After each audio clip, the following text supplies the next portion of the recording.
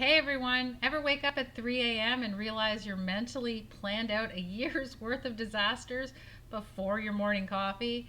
Yep, that's anxiety, and it's sneaky, but it doesn't have to run the show. So, in today's episode, we're breaking down how to spot anxiety's subtle signs, practical ways to manage it, and how to keep your sanity intact, especially if you're juggling a business or a corporate gig.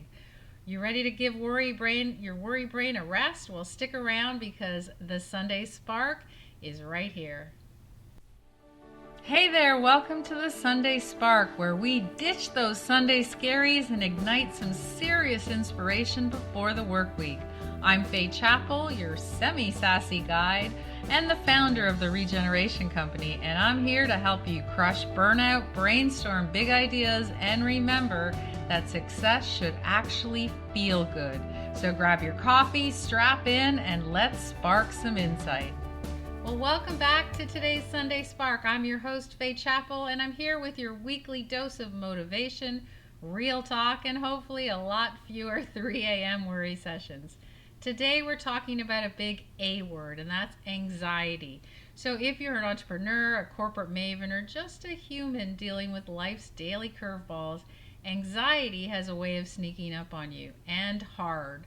But spoiler alert, it doesn't have to be. So I want you to grab your coffee, your tea, your matcha latte, whatever it is, and let's dive in. So let's talk about recognizing it. Anxiety often starts with that little voice in your head, right? It asks you, but wait, what if? And then suddenly you're spiraling in the worst case scenarios. Before you even know it, you're full blown panic. You're thinking about things that haven't even happened yet. But here's the good news. You can spot anxiety's telltale cues and shut them down before they even take over. We're going to talk about those three different angles, right?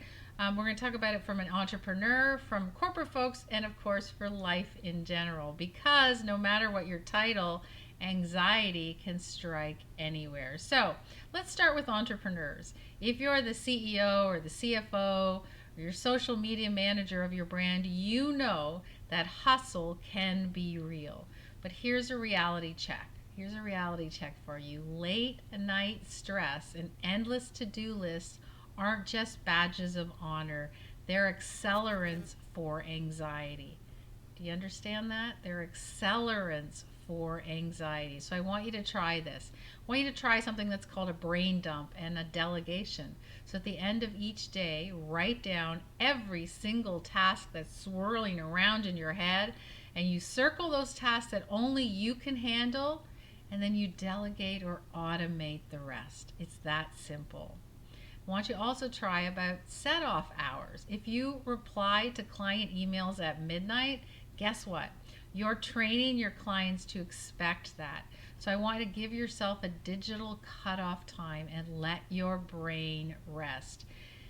The reason this works is because a decluttered mind frees up space for creativity. And if you're anxious, creativity often flies out the window, right? So when you limit the mental noise that's swirling around in your head, you can actually focus on growing your business without losing your mind. So, if you are a corporate folk, right, let's shift gears a little and talk about that corporate life. Offices can be breeding grounds for anxiety. We all know that. Constant Slack notifications, performance reviews, all those conference calls where you're half wondering if your camera's still on and if it's going to be your turn to say something. Yeah, anxiety can rear its head big time in corporate. So I want you to try these little hacks. Number one, team mindfulness huddles. I want you to start a weekly stand up with a 2-minute breathing exercise. It might feel weird at first, a little awkward, but watch how it clears the air. So if you're going into a meeting, just start and say, listen, we're going to take 2 minutes to do some deep breathing and establish some clarity and peace of mind before we go forward. This will make a massive difference. If people are walking into your meeting and they already have anxiety and they're stressed, this will try to calm them down and you can start fresh for your meeting. And number two, try some workload chats. And what do I mean by that? Well, encourage open discussion about workloads. True. If somebody is drowning, then give them a lifeline before it turns into a full-blown panic mode. Give them a lifeline, but you don't know it unless you ask the question and you encourage that conversation. So why do these hacks work? Well, they create an open culture, right? They help employees feel safer if they have any concerns. Anxiety really thrives in silence. So the sooner you can bring it to the light, the better it is for everyone.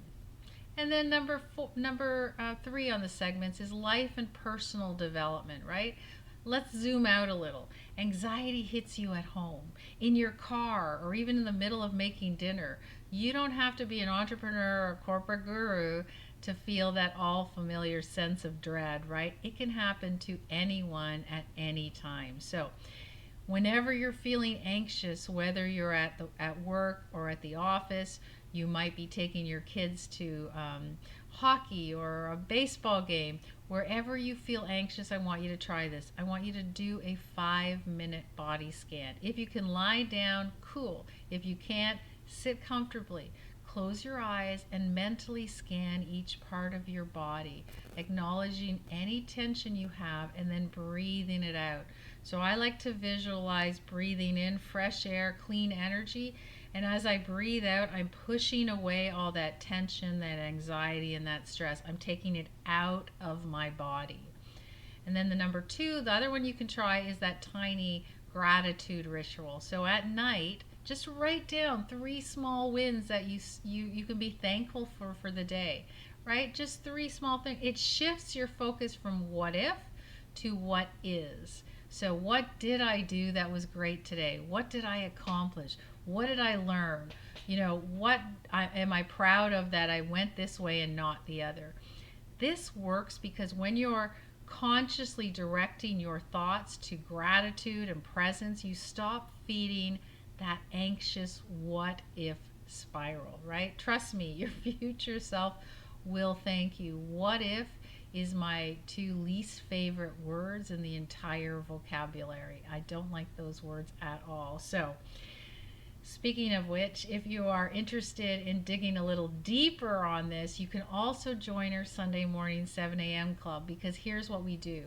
We have a topic, for example, on anxiety, and what we learn to do in the hour we're together is we recognize it, we tame it, and we move forward. We use the exercises that I just told you about. Some of those are there. So you can join us every Sunday at 7 a.m. in your pajamas, wherever you want, or you can go ahead and head to sundaymornings.club and you can watch those there as well, because in those we cover the early warning signs to really stop anxiety. We talk about the different approaches and quick wins for anxiety relief. So some of the ones I told you, like body scan, we'll go a little further and we'll do breath work and journaling prompts, anything you need to really set aside that stress, tune in, and find some real strategies for you. So overcoming anxiety is important. It's because, let's be real, nobody wants to be part of that 3 a.m. worry club, right? If you really want to focus and be able to get rid of anxiety, I encourage you to try those 6 exercises that I gave you, whether you're corporate, you're entrepreneur, or you're just enjoying your life and unfortunately you're dealing with some anxiety.